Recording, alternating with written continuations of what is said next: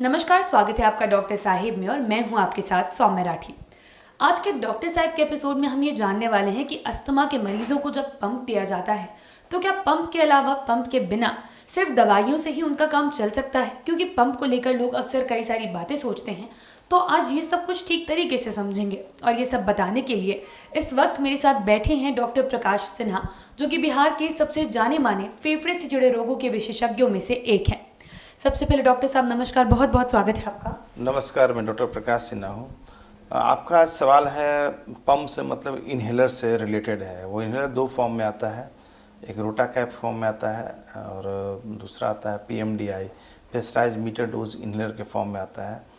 तो देखिए, दमा जो बीमारी है जिसमें मैंने बताया कि जिसमें सांस फूलने के साथ साथ गले से सीटी सी आवाज़ भी आती है, तो उसे हम लोग समझते हैं कि एयरवेज नैरोइंग हो रखा है। एयरवेज जो होता है बहुत सारे कारण से नैरो होता है। कुछ स्टिमुलस होते हैं इंटरनल, कुछ एक्सटर्नल स्टिमुलस होते हैं, कुछ पॉलन्स होते हैं, कुछ एलर्जी होते हैं, तो उस कारण से वो एयरवेज नैरो होता है। या कभी कभी सांस की नली अपने आप में कुछ कमज़ोर होती है, जो एयरवेज नैरो हो जाता है, कुछ मसल्स उसके वीक हो जाते हैं या स्ट्रिक्ट हो जाते हैं, जिस कारण से एयरवेज नैरो होते हैं।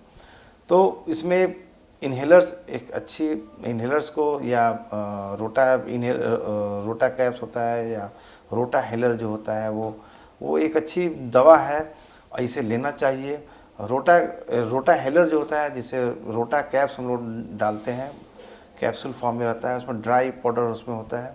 वो दवा जो होता है वो या तो शॉर्ट एक्टिंग होता है या लॉन्ग एक्टिंग होता है। वो डिपेंड्स करता है कि आप अगर लॉन्ग एक्टिंग ले रहे हैं, मतलब कि आप को वो दवाई जो है मेंटेनेंस डोज के लिए दिया जा रहा है, तो उस हिसाब से दिया जाता है।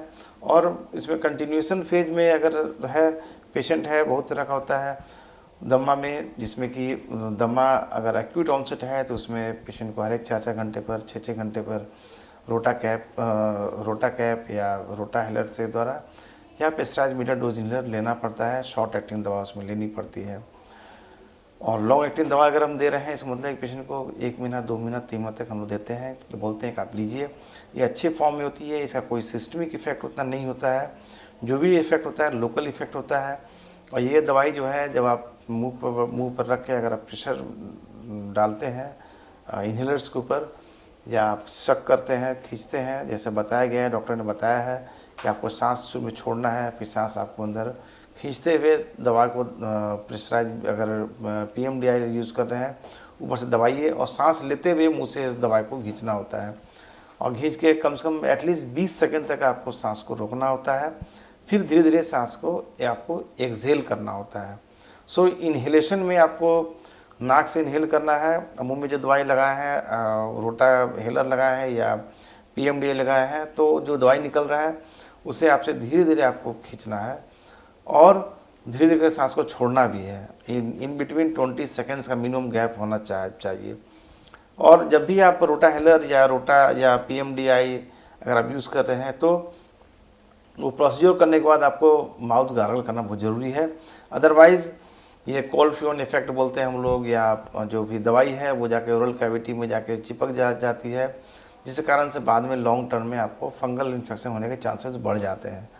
सो ये दवाई है वो बुरी नहीं है, एकदम लेना चाहिए। डिपेंड करता है कि आप किस तरह से ले रहे हैं, बहुत डिपेंड करता है। और उस तरह से जैसे बताया गया है आप दवाई लीजिए। और दवाई लेने के बाद, जैसे मैंने बताया, कि आप माउथ गार्गल जरूर कीजिए।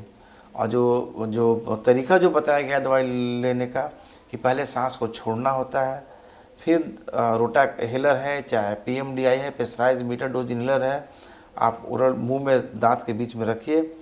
और जैसे आप नाक से सांस लेना स्टार्ट करते हैं, वैसे आप दवा को भी खींचना स्टार्ट कीजिए मुंह से, ताकि वो जो एयर जो आ रहा है आपके नाक के द्वारा, वो उसके फोर्स में दवाई जो है वो आपके लंग्स तक चला जाता है। आप समझ सकते हैं कि एयर जो है वो आपके एल्वुलाई तक जा रहा है, तो इससे दवाई भी जो है आपके एल्वुलाई तक पहुंच जाता है और आपको सांस से परेशानी जो होती है वो धीरे धीरे उससे आप रिलीव्ड आप हो जाते हैं। सो ज़रूर यूज़ कीजिए, डरिए नहीं। कुछ भी दिक्कत हो आके मिलिए, आपको तरीका समझाया जाएगा, जिस कारण से आप दवाई अपना आप आराम से आप ले सकते हैं। जी, उम्मीद करती हूँ कि डॉक्टर साहब ने जो बातें बताई हैं आपने उन्हें ठीक तरीके से सुना और समझा होगा। इसी के साथ जल्द मुलाकात होगी अगले एपिसोड में। तब तक के लिए अगर वीडियो को फेसबुक पर देख रहे हैं तो पेज को लाइक करें, यूट्यूब पर देख रहे हैं तो चैनल को सब्सक्राइब करें। कमेंट सेक्शन या मेल बॉक्स के माध्यम से आप बता सकते हैं कि डॉक्टर साहिब से आपके और क्या सवाल हैं। धन्यवाद।